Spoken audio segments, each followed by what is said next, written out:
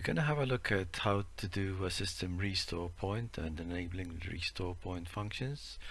After that, we'll take a look at the full system backup. This can be done on Windows 10 or Windows 8.1. Now we're going to have a quick look at the system backup. Obviously, when you're doing this, it's probably best to clear your recycle bin and do a disk cleanup. The disk cleanup is available from the properties of your C drive. So right click on your C drive and do properties, and there you'll find the disk cleanup function.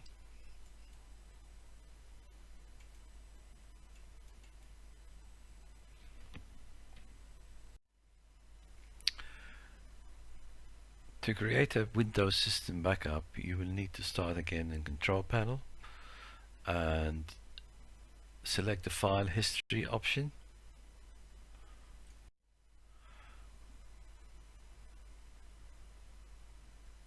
In there is a button, System Image Backup, which you'll see the red arrow pointing to it.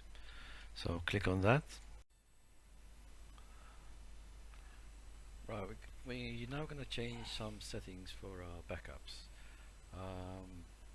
First of all, we've started from Control Panel and backup and restore your files.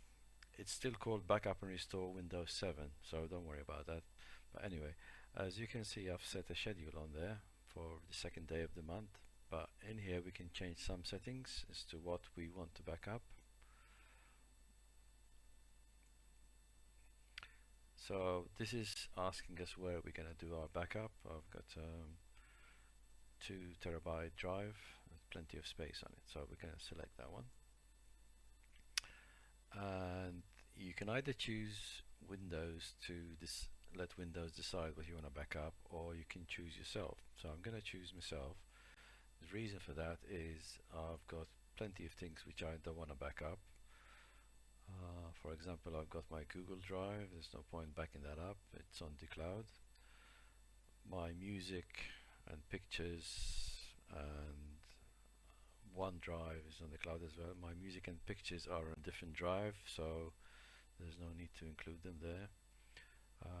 I'm going to deselect videos and virtual boxes, virtual machines, etc.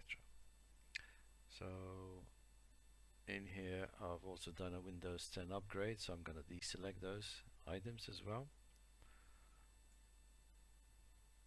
Everything else I'm going to leave on. It's not going to take that much space.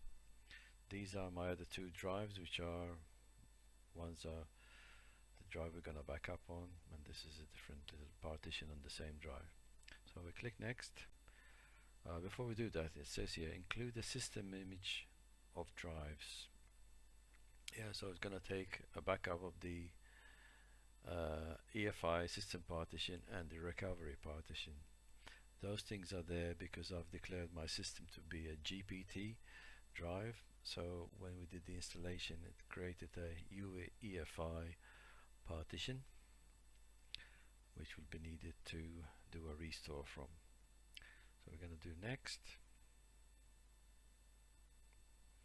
Okay, this shows you all the stuff that's not going to be backed up. Okay, it says system image included, and this is the schedule where you can change the schedule. And here it's telling you to make a repair disk. That is not too difficult, but you can do a repair disk at your convenience. Again, this is from Control Panel. So if I do save setting and exit, that will be scheduled for the second day of the month, and I don't have to worry about it. It'll happen automatically. There you go. So that's how to set up your backup. Okay. To do a restore, you have to go via the Restore My Files option.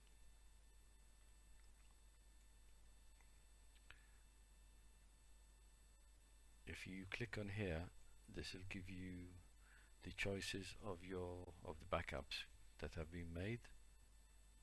You can show backups from 1 month, 6 months, a year, or all of them. At the moment I've only got 2 backups, so that's fine. Once you select that, it'll back up and overwrite what you've got, so you have to be careful with this. Yeah. The backup is generally intended for system failures, so the way I'm doing this is for my own benefit, so that if my system fails I can either put in a new solid state drive and do a restore to it, and away you go.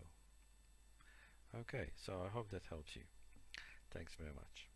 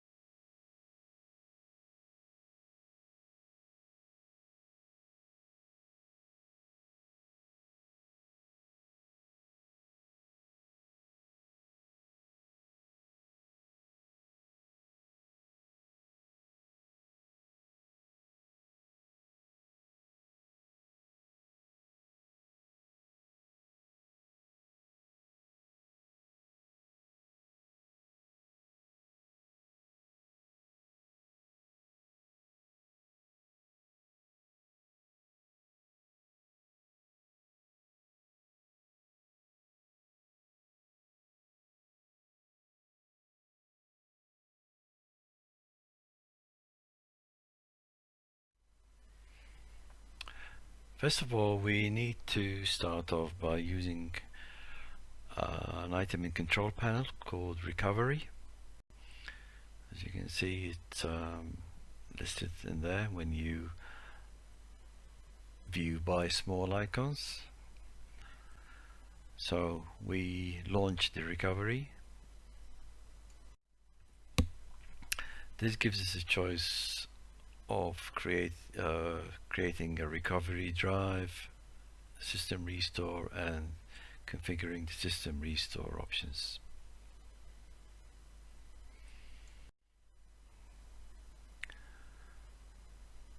When you create a restore point, you need to tell the system where you're going to be storing your restore point.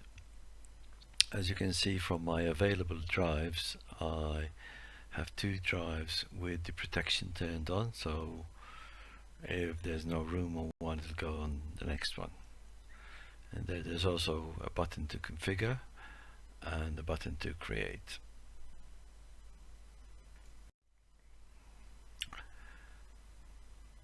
When we look at the restore settings for a drive, first of all we need to turn on the system protection on for that drive.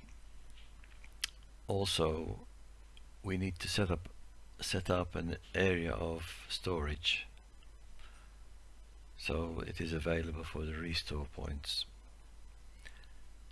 Here you can also delete all restore points for this drive.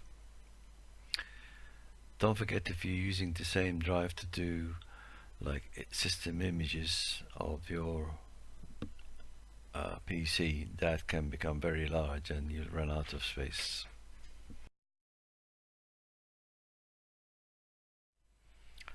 To create a restore point, just click on the create button and you will see a pop-up which will be asking you for a name for the restore point. So you can put a date usually in there, or whatever you remember it by. Once you do that, click the create.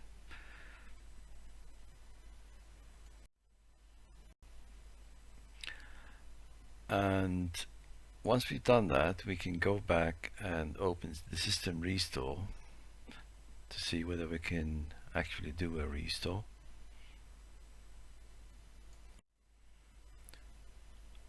Follow the dialog box and click on next. You get a information telling you this doesn't affect your documents, pictures, or anything else. It's just the installed programs and drivers might be uninstalled. As you can see, my list has only got the restore point I've just done a little while ago, and it's available to do a recovery from it. So if you want to do a recovery, click on the next button. In here you'll see information telling you when the restore point happens and the description, and it's telling you which drives are affected. Something to remember here is your Windows password may be different to the one you currently use. If your restore point, say, is 3 months ago and you've changed your password since then, you may need to remember your previous password. Anyway, when you're happy for the restore to go ahead, click on the finish button and restore will start running. This will reboot your machine.